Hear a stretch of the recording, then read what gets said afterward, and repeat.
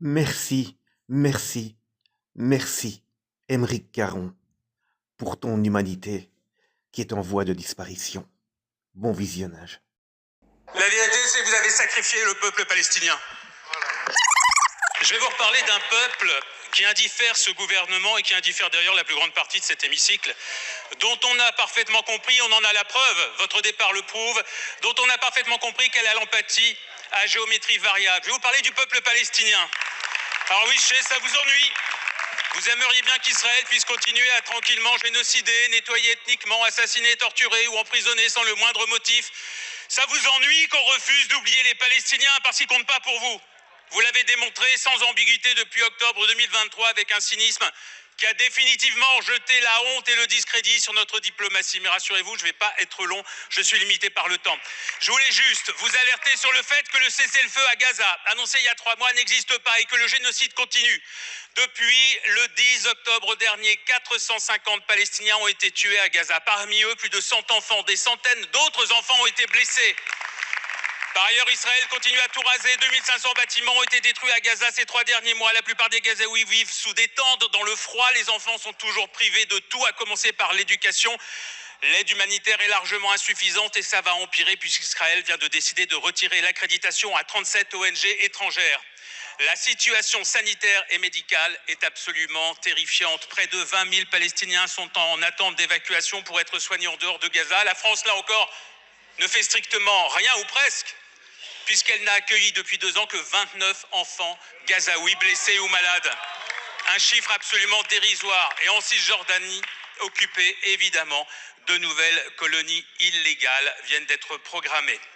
Alors à vrai dire, j'attends aucune réponse de votre part, puisque je sais par habitude maintenant que vous hésiterez entre insinuer que ce constat est antisémite ou nous dire que vous dénoncez évidemment les actions d'Israël avec la plus grande fermeté, ça va de soi. Merci beaucoup, monsieur le député. La parole est à monsieur Jean-Noël Barrot, ministre de l'Europe et des Affaires étrangères. Bravo. Bravo, Madame Émeric. la Présidente, Mesdames et Messieurs les députés, Monsieur le député, vous avez des indignations sélectives. C'est votre problème, ça n'est pas le nôtre. Et je dois vous rappeler, Monsieur le député, qu'il y a à peine quelques semaines, c'est la France et ce président, ce gouvernement qui a reconnu l'État de Palestine. Et que nous n'avons aucune difficulté à dénoncer les violations du droit international lorsqu'elles se produisent à Gaza, lorsqu'elles se produisent en Cisjordanie, lorsqu'elles se produisent en Irak et qu'elles sont le fait des bourreaux des Yézidis, lorsqu'elles se produisent au Soudan, lorsqu'elles se produisent en République démocratique du Congo. Et nous n'avons évidemment aucune difficulté, en tout cas pour l'immense majorité de cet hémicycle, à exprimer de tout notre cœur notre solidarité avec le peuple iranien, aujourd'hui victime d'une répression sanglante, ce qui semble-t-il est hors de votre portée, puisque vous n'avez pas le moindre mot pour les victimes de cette répression.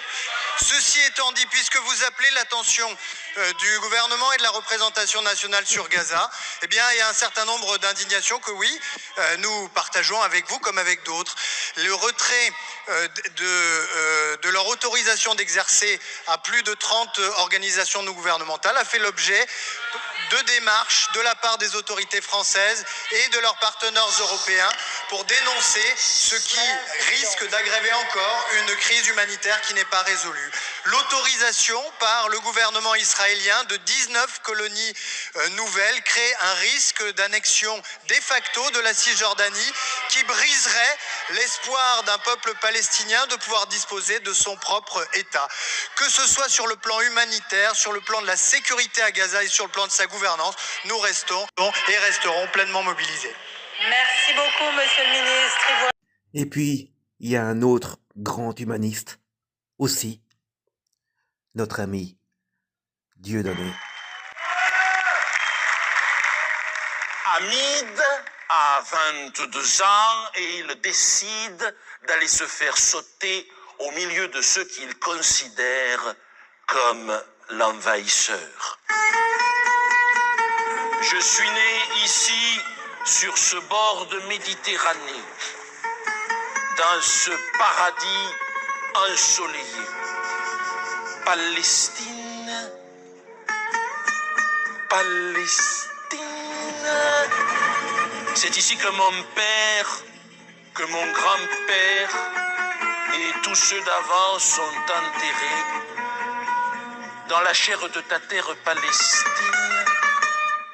C'est dans la maison en ruine, là-bas, au milieu du champ d'olivier, c'est là que nous avons chanté, ri, dansé, vibré même, comme les cordes de cette guitare manouche.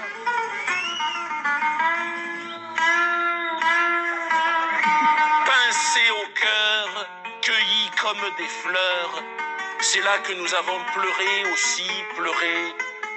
Difficile d'expliquer pourquoi on est attaché à un endroit jusqu'à ce qu'une armée débarque chez toi.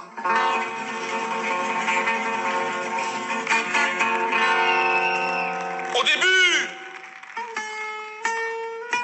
ils ont tiré en l'air. Ça faisait du bruit, c'était gentil. Et puis après, ils ont tué mon père, et puis mon oncle, et puis mon frère. On fait brûler la maison, détruit jardins et plantations pour y installer leurs colons. Nous, femmes et enfants déportés jusqu'à ce camp de réfugiés, sale, froid, on y était entassés. Seul au loin, le son de cette guitare tzigane me donnait encore la force de résister, la force de respirer. Mélodie des gens du voyage, musique des déracinés, elle m'a fait oublier le mal. J'avais 10 ans, ça fait 12 ans, et me voilà maintenant, une bombe scotchée sur le bidon, aspirée dans ce grand siphon. Liberté pour toi, Palestine. Je vais vous faire danser, joyeux colons, sur le son de mon canon. Aujourd'hui, je suis chef d'orchestre, réglant ma note sur celle du temps. Ce temps gitan sur lequel je virevolte encore, en joyeux papillon. J'arrive, frissonnant destin, tel un coup de cymbale, ponctuant les violons Yéma. Palestine, tu me vois descendre de l'autocar au milieu de tous ces regards. Il y a mon cœur, il y a la peur, il y a ce son de guitare. Anonyme passant, je souris à l'enfant, et puis au milieu de la rue, je te vois, belle inconnue, c'est toi, je t'ai choisi. Vais-je te prendre par la taille et faire danser nos entrailles? J'entends d'ici les cris d'effroi déchirer le silence, provoqué par ce doigt. Il y a mon souffle qui s'accélère, manque d'oxygène, ton regard qui me fixe, tu comprends, ton sac qui tombe, la pomme qui roule. Reculez, il est trop tard, petite. Il y a mon doigt qui se crispe, puisqu'on ne peut vivre tous les deux. Crèvons ensemble, Palestine.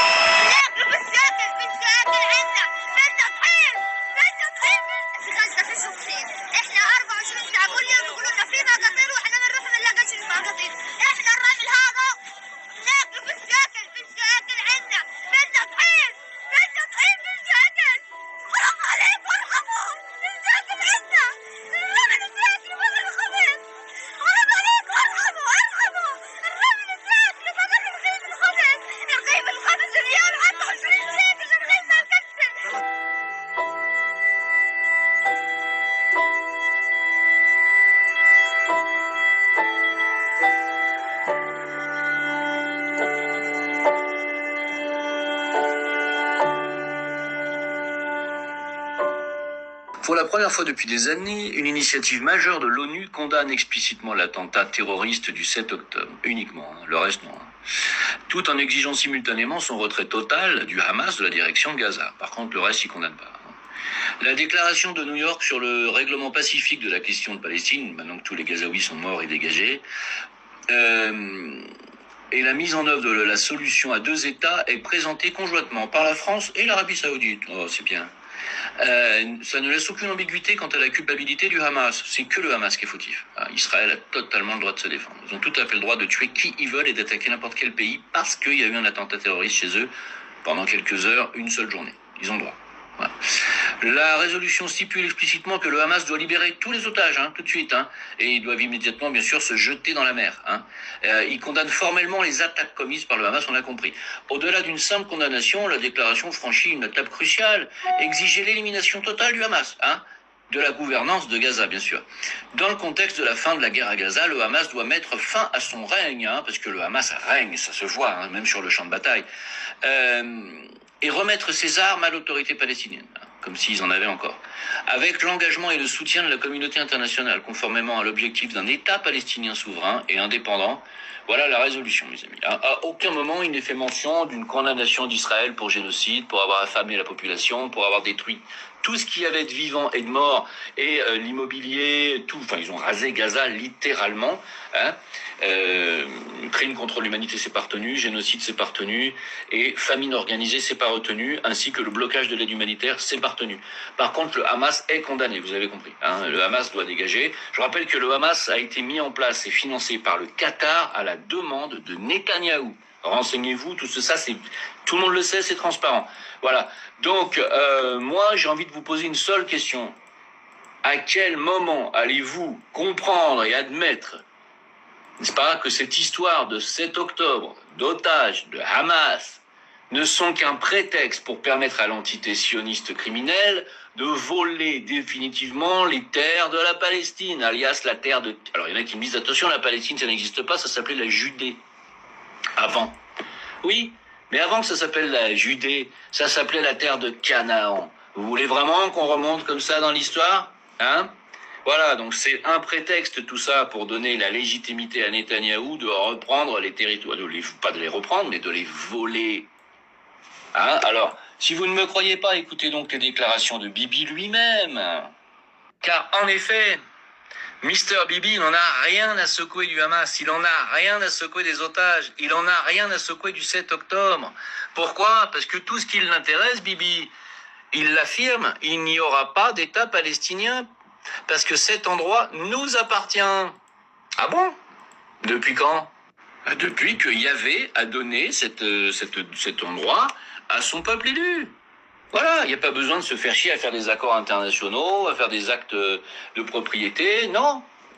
Si la clique à Bibi a décidé qu'il y a 3000 ans ou 2500 ans, ses ancêtres étaient là où tu habites, t'es chez lui. Il peut reprendre ta maison, il peut reprendre ton compte en banque, tout, c'est chez lui, c'est Yahvé qui lui a donné.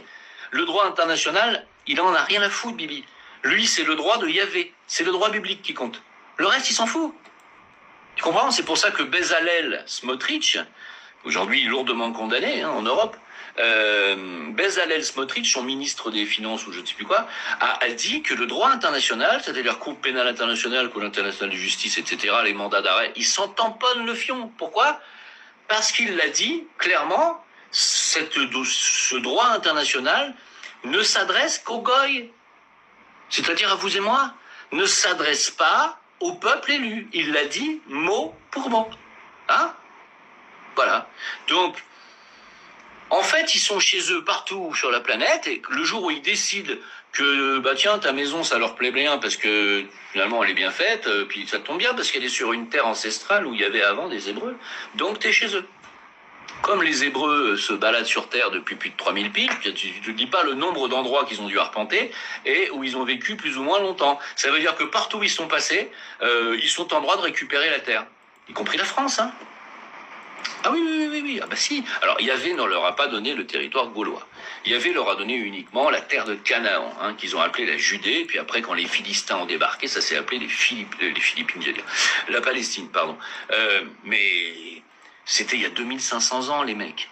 Il faut bien comprendre un truc, c'est que 6 mois, je dis tiens, j'ai des visions. Jésus vient me parler en rêve, en songe, et il me dit que le Maroc m'appartient, il n'y a rien à faire, c'est comme ça, c'est Jésus qui le dit. Je suis en droit, moi, puisque Dieu me le dit, de réclamer le Maroc. À partir du moment où c'est Jésus qui le dit, c'est indiscutable. C'est indiscutable, c'est Jésus. Hein, un jour, il y a un musulman qui peut parfaitement dire « Je suis en ligne directe avec le prophète. Hein, il m'a bien dit que l'Algérie était à moi. » Ou la France, débarquer et dire « Ah non, c'est Allah qui a fait dire... Non, non, il me l'a dit. Désolé, Allah me l'a dit, la France m'appartient. Hein. » Ah non, c'est comme ça. C'est comme ça. Le problème, c'est qu'évidemment, que ce soit moi ou que ce soit lui, on se fera déglinguer, on finira en prison. Pourquoi eux, ils finissent pas en prison ? Parce qu'ils ont toute la puissance militaire et financière américano derrière, des Rothschild. Donc quand tu as toute cette puissance-là, qui permet aux nations, n'est-ce pas, d'être surendettées comme la France, l'Angleterre et toutes les nations du monde par les banques Rothschild, et grâce à ce surendettement, les Rothschild ont un pouvoir financier tellement incommensurable qu'ils peuvent financer des tarés comme ça et dire, voilà, c'est Yahvé. Hein, parce que Rothschild, lui, Yahvé, il y a une histoire. Donc tu peux rien faire en fait, si tu veux. Parce que le patron des Juifs est copain avec le patron des banques. Et tant qu'ils seront copains, ils pourront prendre n'importe quelle terre sur la planète. Voilà. C'est tout, c'est comme ça. Bon courage à tous. Hein. Salut, j'en ai marre de tout ça. Et moi donc. בינתיים פלסטינים הם אלה שרוצחים בעיקר יהודים. זיוף, הולכת שולל והעמדת פנים שלך. אוקיי. אוקיי? Cet homme, c'est Ehud Olmert, Premier ministre de 2006 à 2009, un ancien Premier ministre israélien qui condamne fermement les agissements de son pays et se retrouve en confrontation directe à la télévision israélienne avec des journalistes. Et le sujet sur lequel a eu lieu cet affrontement, ce n'est pas Gaza, mais l'autre territoire palestinien, la Cisjordanie.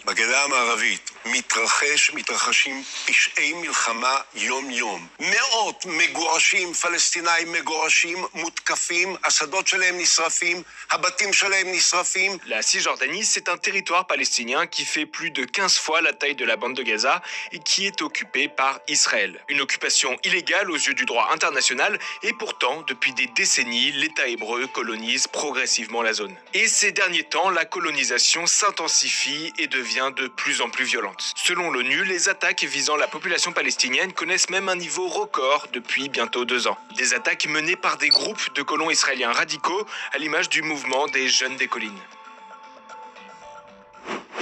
Le 7 juillet dernier, c'est Taïbé, la seule ville chrétienne de Cisjordanie, qui a été attaquée. Plusieurs dizaines de colons israéliens ont notamment mis le feu au cimetière et à l'église historique du village. We are attacked because we are here and we're still in our land and because we are rooting in this land. Even Muslims, Christians, Buddhists, Samaritan, Jews, anyone. And this is very basic. That we are Palestinians, that's why we are attacked. Et l'objectif derrière ces attaques, c'est de terroriser les Palestiniens pour les faire partir. Last month, several homes were attacked by these radicals, lighting fires and directing a billboard that said, "There is no future for you here." De nombreux habitants se retrouvent ainsi obligés de fuir, craignant pour leur sécurité, comme ici à Mouarajat, où après l'incendie de leur mosquée, l'attaque de leur école, de nombreux vols de bétail et des destructions de leurs biens, la majorité des 200 habitants a finalement décidé de fuir le village.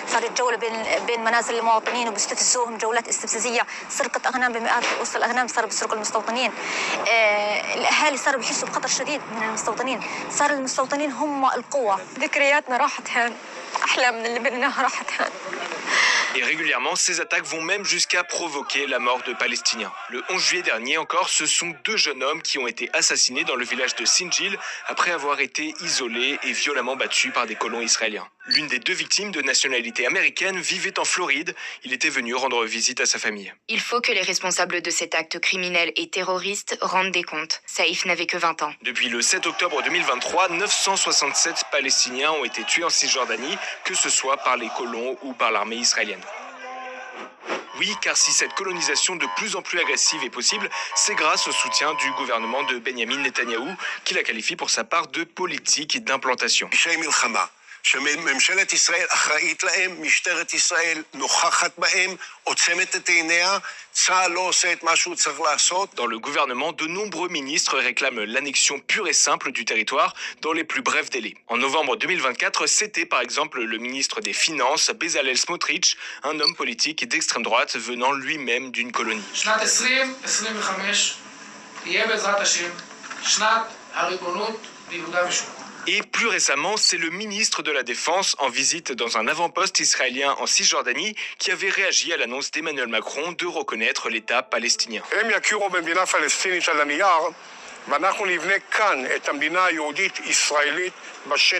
Aujourd'hui, la Cisjordanie compte près de 3 millions de Palestiniens pour plus de 500 000 colons israéliens qui vivent dans plus de 130 colonies de différentes tailles construites illégalement au-delà de la frontière officielle. Et ce nombre va encore augmenter puisque le 29 mai dernier, le gouvernement israélien a annoncé la création de 22 nouvelles colonies réparties sur l'ensemble de la Cisjordanie. Nous avons pris une décision historique, c'est un jour important pour l'État d'Israël. Nous n'avons pas pris une terre étrangère, mais l'héritage de nos pères. Pour établir ces colonies, l'État hébreu finance notamment la construction de routes, de murs entourant les installations et de centaines de points de contrôle tenus par l'armée. L'objectif affiché, c'est d'assurer la protection des colons, mais dans les faits, cela permet également de surveiller la population palestinienne et de limiter ses déplacements. Des opérations militaires ont également lieu. Depuis janvier dernier, l'opération Mur de Fer organise ainsi la prise de contrôle et la destruction par l'armée israélienne de plusieurs camps de réfugiés dans le nord de la Cisjordanie ou à Toul-Karem. Plusieurs dizaines de civils palestiniens y ont été tués et plus de 40 000 ont été contraints de fuir. Et quand l'armée israélienne intervient lors de conflits entre colons israéliens et locaux palestiniens, c'est presque toujours contre ces derniers. Ce fut encore le cas le 25 juin dernier dans le village de Kafr Malik. Après avoir été attaqués par plusieurs dizaines de colons, les habitants ont cherché à se défendre. Sont alors intervenues les forces de l'ordre qui ont fini par ouvrir le feu sur la population, expliquant avoir reçu des jets de pierre. 3 Palestiniens ont été tués.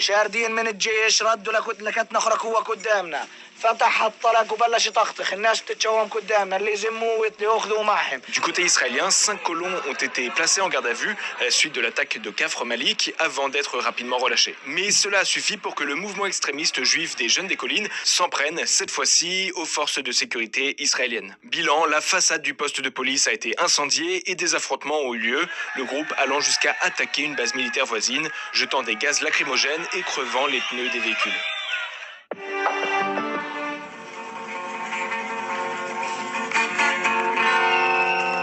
Au début, ils ont tiré en l'air. Ça faisait du bruit, c'était gentil. Et puis après, ils ont tué mon père, et puis mon oncle, et puis mon frère. On fait brûler la maison, détruit jardins et plantations pour y installer leurs colons. Nous, femmes et enfants déportés jusqu'à ce camp de réfugiés, sale, froid, on y était entassés. Seul au loin, le son de cette guitare tzigane me donnait encore la force de résister, la force de respirer. Mélodie des gens du voyage, musique des déracinés, elle m'a fait oublier le mal. J'avais 10 ans, ça fait 12 ans, et me voilà maintenant, une bombe scotchée sur le bidon, aspirée dans ce grand siphon.